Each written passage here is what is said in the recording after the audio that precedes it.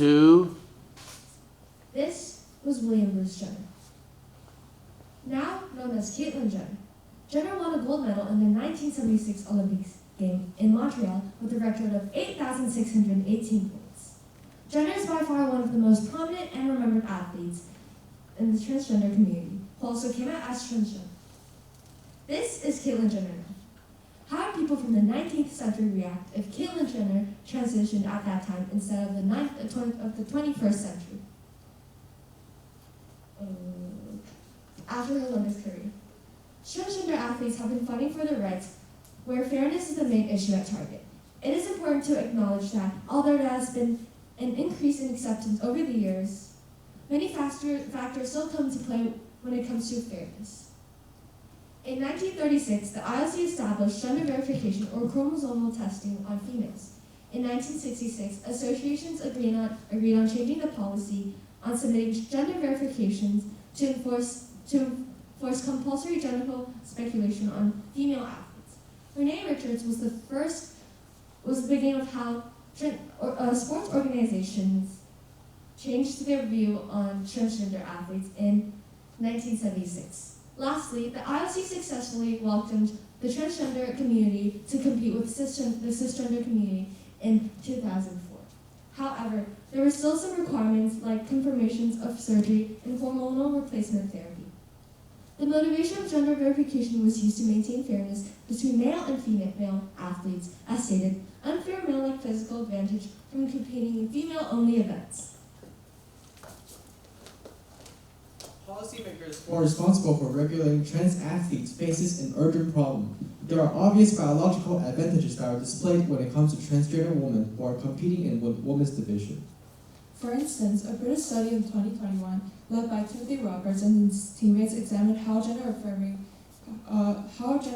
hormones affect transgender athletic performance. The result of the study indicated that even after a year of testosterone suppression, recommended by World Athletics for inclusion in women's sport events, trans women still have a 9% faster run speed than cisgender women, indicating that a year of testosterone suppression is not enough for transgender women to perform the same as cisgender women.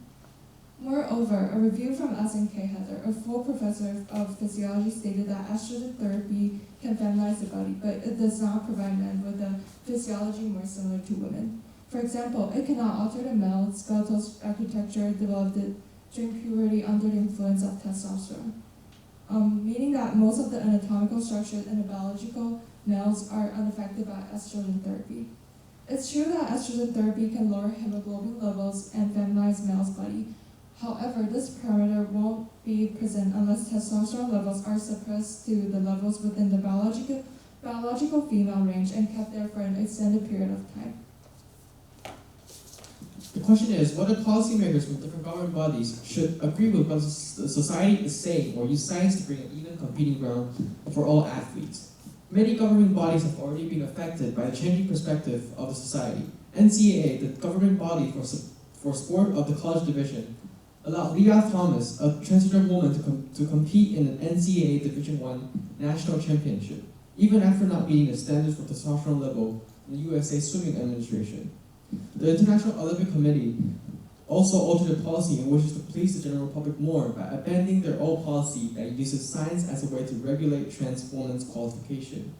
This, of course, causes backlashes from other governing bodies, one such as the FISA, which disagree with what the IOC are saying and support the listing of testosterone in the World Anti-Doping Agency. Our group established one rejected solution, which is estrogen therapy, which once individual body's testosterone level is lowered and estrogen is added into the cardiovascular system. We rejected this solution based on how estrogen therapy works. It takes 2 full years to eliminate the physical advantage of a cis male. The problem of inclusion and fairness is also causal to people's ideologies and cultural backgrounds in which they grew up in. Rebecca Yorgi, one of Leah Thomas's competitors, spoke on the unfairness she believed was sparked by the inclusion of Leah Thomas. Yorgi was unable to enter the finals, so she wrote an open letter statement blaming the NCAA for their rules. Another competitor of Leah Thomas, Erica Sullivan, came third and addressed that transgender women athletes should not be excluded from women's sports since they work as hard as cisgender women. Joe White spoke about the 2022 World Cup held in Qatar, and the event that welcomed sports fans from all over the world was held in a country that criminalized any sort of dissemination of LGBTQ expression. Joe White raises the issue of having to be forced to go back into the closet for 4 to 5 weeks just so he and other members can celebrate the World Cup without violating any of the laws. And as General Ansari said, these laws essentially marginalizes and oppresses the transgender community. And by recognizing this issue, we see how a country's culture creates an overlap in the overall fairness and transgender participation in sports. Similar to the laws enforced in Qatar, there was a bill designed to exclude transgender girls from participating in women's sports at school. This lawsuit, introduced by the Alliance Defending Freedom, was originally fueled by one of the cisgender girls' mothers, whose daughter had competed against the transgender girls in her category. In this case, cisgender girls' mothers have placed themselves in a position to protect their daughters by excluding transgender girls from their participation in sports. Mariela discusses how Mexico's cultural machismo also affects inclusion, in which the cultural norms ingrained in Mexico's society forces people to maintain these traditional gender roles of masculine pride in men. And this consequently leads to a lack of knowledge for professionals regarding the biological development of transgender transitions. And this also hinders employing inclusivity in the sports curriculum. Regarding transgender sports participation, some countries will be more accepting, whereas others are more likely to portray exclusivity and prejudice. Specifically, trans women are often encountered by ideology and heritage differences. Hence, it is better to have a solution that revolves around that. We have come to the conclusion that there should be a separate category for transgenders and cisgenders. The limitation for this, however, is that it's counterintuitive if this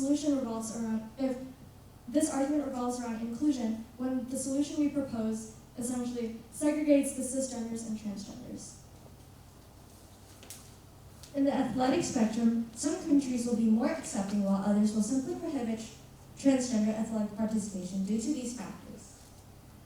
The issue is not black and white. Controversies will still be prominent, and appeasing the majority is difficult. However, we believe that the solution we've proposed are what works for the better good of everyone.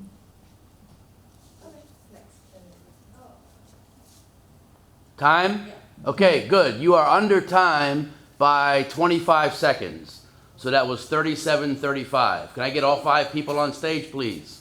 We will now ask the oral defense questions. Can I get you to move center?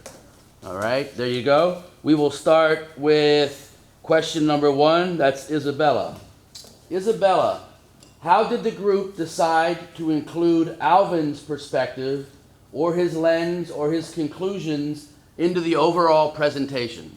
So since me and Alvin focus on the scientific lens, but he included some information about the issues of policymaking, and I think the political perspective kind of added toward our solution.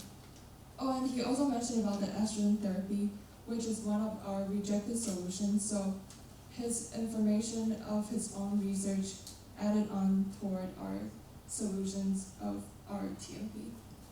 Okay, thank you. The next question is question number 2 for Allison. Allison, give one specific way that your thinking changed as a result of learning about Alvin's findings. So for Alvin's finding, it changed the way where he mainly talked about the biological factors on transgender athletes, which changed the way of how. I don't have an answer right now. You still have tomorrow. We will move on to Mia. Mia, reflecting on your colleague's work, which colleague had the greatest impact on your overall understanding of the problem? Okay, here it says Mia number 3. All right, so I'm reading the paper you gave me. Is this question for Ella? Yeah. Okay, then give the mic to Ella, has a microphone. Yes. Ella, reflecting on the work of your colleagues, which colleague had the greatest impact on your overall understanding of the problem that your group identified?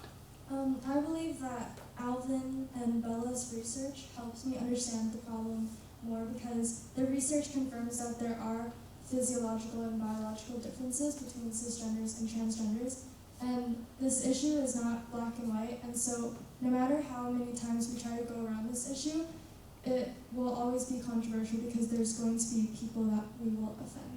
And it's really hard to attain inclusivity this way. Thank you. Alvin, am I correct that you're question 6?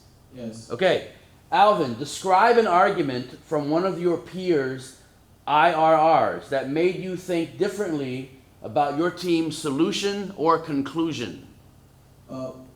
The IRR that I think most have a different perspective is from Isabella's, where she directly shows the evidence from science and saying that transgender athletes have biological advantage over cisgender athletes. And that makes me think differently from our team's conclusion, since the one that we accepted is the one that Ella and Mia proposed, which is having a separate category.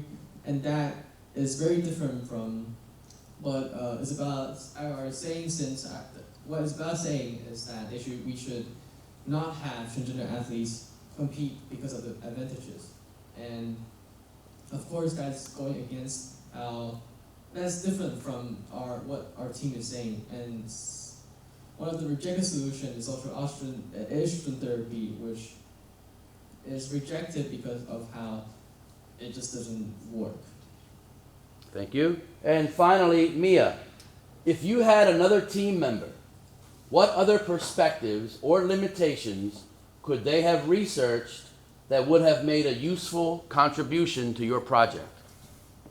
So I think if we had another student, it would be useful for them to use the economic lens, because I think there's a relationship between transgender participation in sports and the economy.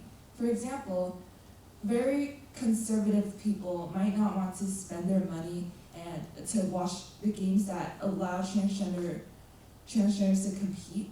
So I think in that case it shows a positive correlation between those two variables. Okay, thank you. Well done.